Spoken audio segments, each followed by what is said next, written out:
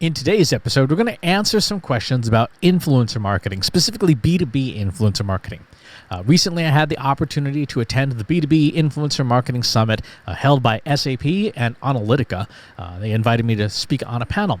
And normally I try to say no to panels because panels, by their very nature, are very broad and not very deep, right? If you have 2, 3, or 4 panelists and say a 30-minute time slot, you really can't dig deep into any one topic and still give everyone a chance to speak, to be heard in a fair and equitable manner, and get through a lot of material.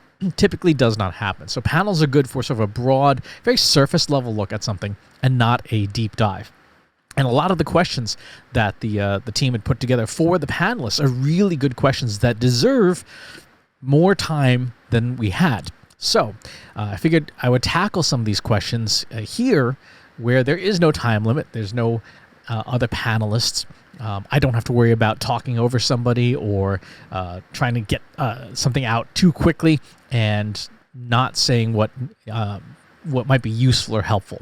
So let's dig in. The first one, the first question from the panel that we'll start with today's episode is, what's the best way for a relationship to form between you, meaning an influencer, and a brand within the context of B2B marketing? And at least for me, the longest lasting and most successful partnerships that I've had with brands are typically around brands and products and services that I already use, or that someone offers me a chance to use it and say, hey, here's a thing. We think it's good. Here's why we think it's good. And we'd like to give it to you, without any strings attached, to try it out. Software services in the past I've worked with, like Talkwalker, for example, IBM Watson Studio, things. These are all services that I've had a chance to try. And then as I see if the company has the goods or not, typically that can then lead to an engagement of some kind, a piece of content, a recommendation, something that is of useful value. And the value exchange is pretty clear. I get ongoing access to the product, and they get ongoing exposure with the audience, with you. And I feel like those are the relationships that tend to work the best for me. What tends to work less well is, at least on a long-term basis, are hey, here's a thing, would you talk about it, right? Or would you like to do an interview with somebody? Stuff like that, and I get a ton of those pitches. Really, they're done by marketers who expect influencers to be like advertisers. And to some degree, and with some folks, that is 100% the case. You give the person your money, and they do the thing that you ask them to do. But certainly within B2B marketing, there is almost an expected level of expertise or credibility that goes with the influencer marketing, to not just have someone shilling for your company, but to actually understand the use case. Why would somebody use this product or service? What makes it valuable? It's different than consumer B2C influencer marketing, right? You see a celebrity or even a micro influencer, they get the product, they like the product, they do a few things on Instagram with it, and they're out. They've accomplished their goal. You don't tend to see a lot of long-term partnerships with influencers in B2C. Typically, they come and go.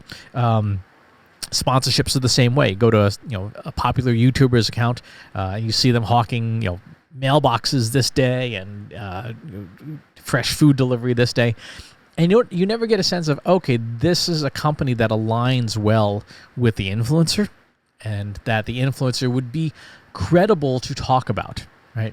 I had a company recently give me a product, and I'm like, I don't use this product. I don't really like this product. And I didn't feel comfortable representing it because I was like, this is really off target, right? I talk about marketing and data science and AI, and you gave me this, left-handed smoke shifter thing, and it's like, it's not really on target. And that's a big part of building those relationships as well. Is the brand relevant, right? Is there something that I personally find interesting?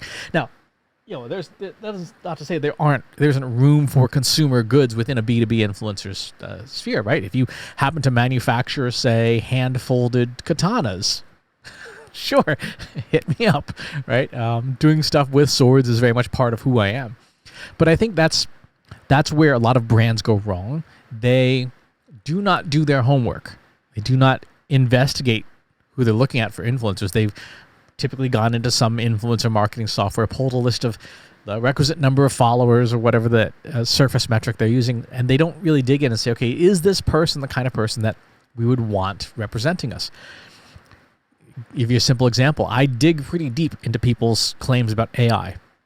And if you say you're using AI and it's not particularly robust or you're just outright lying, I'm probably going to say that out loud. I'm going to say, oh yeah, this company, they kind of have AI, but it's really primitive and perhaps don't use their software, right?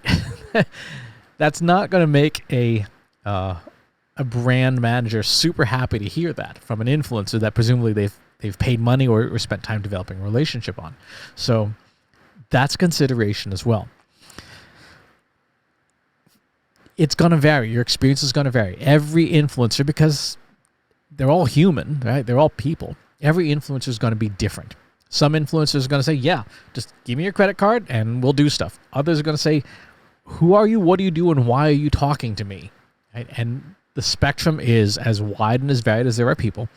So forming relationships with influencers means doing your homework, making sure that what you have to offer is relevant, making sure that their audience is relevant to you, and figuring out ways to do stuff in advance by doing your homework that are aligned and work for both you and the influencer you have in mind. So that's today's question from the B2B Influencer Marketing Summit. If you like this video, go ahead and hit that subscribe button.